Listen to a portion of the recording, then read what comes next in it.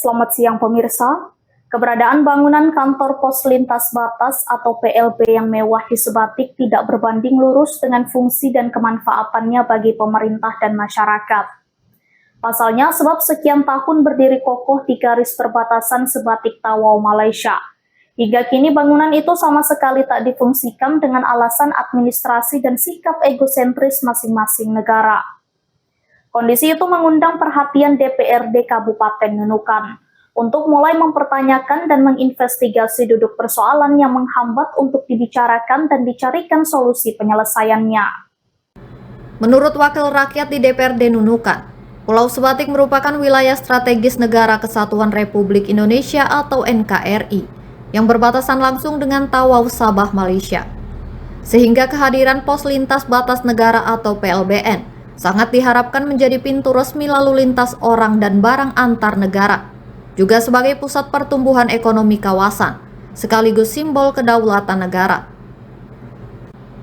Sayangnya, dengan kompleksnya persoalan perbatasan yang meliputi keamanan, sosial, dan ekonomi, hingga kini PLBN Sebatik belum difungsikan secara optimal sebagai pelabuhan lintas resmi.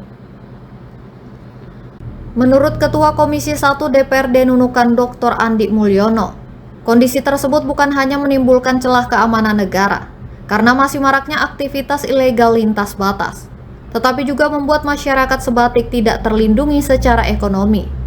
Harga kebutuhan pokok jauh lebih tinggi, perdagangan masih bergantung pada jalur tidak resmi, dan akses layanan publik pun tertinggal. Andi Mulyono menilai tidak berfungsinya PLBN Sebatik berpotensi menimbulkan berbagai permasalahan sosial ekonomi dan keamanan negara.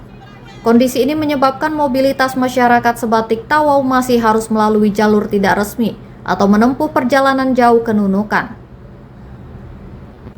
Kondisi itu menurut A. Mulyono memiliki dampak negatif terhadap aktivitas perdagangan yang tidak efisien, biaya logistik yang lebih tinggi, dan masyarakat perbatasan tetap bergantung pada jalur non-formal yang rawan resiko hukum dan keamanan sangat tinggi. Ketua Komisi 1 ini juga menilai keterbatasan fasilitas PLBN Sebatik juga masih kental terlihat. Di antaranya yakni belum optimal mendukung aktivitas perdagangan dan mobilitas masyarakat Sebatik dan Tawau, Malaysia. Selain itu, akses jalan serta sarana transportasi menuju dan dari PLBN juga masih terbatas. Sedangkan persoalan lain juga satu persatu mencuat ke permukaan, seperti duit kewarganegaraan dan identitas ganda masih marak terjadi di masyarakat Sebatik.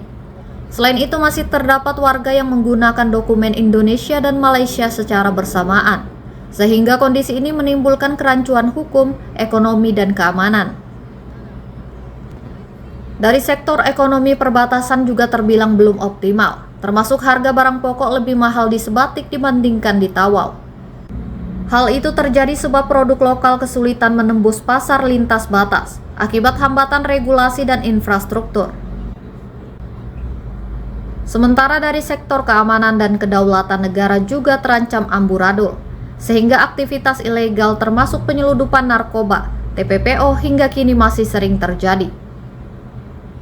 Dalam situasi seperti itu, menurut Andi Mulyono, penguatan pos pengamanan TNI Polri diperlukan secara berkelanjutan. Kompleksitas persoalan itu berdampak juga terhadap kualitas layanan publik yang terbatas dan tidak maksimal. Hal lain, kondisi perbatasan Sebatik juga masih menjadi sorotan Wakil Rakyat atas rendahnya akses kesehatan, pendidikan, dan listrik yang dinilai masih tertinggal dibandingkan daerah lain. Akibatnya banyak masyarakat lebih memilih layanan di Malaysia, meski biaya tinggi karena dianggap lebih mudah diakses. Dari berbagai persoalan optimalisasi fungsi PLBN Sebatik, satu-satunya jalan untuk menurunkan berbagai indikasi negatif di Sebatik yakni menjadikan PLBN Sebatik sebagai pelabuhan lintas resmi atau exit entry point.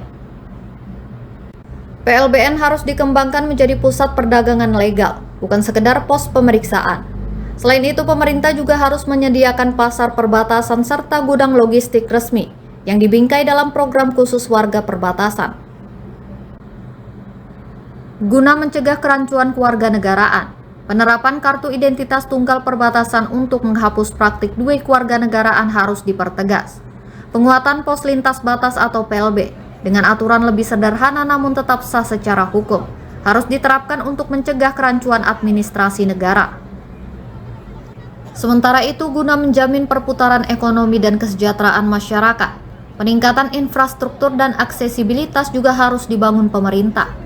Salah satu cara yakni melakukan pembangunan dan peningkatan jalan strategis menuju PLBN, termasuk menyediakan sarana transportasi laut dan udara untuk mendukung perdagangan resmi.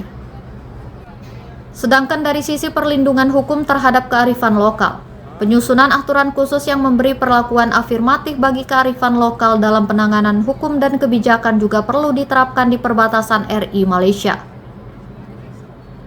Dari Nunukan, M. Sakir, Kaltara TV.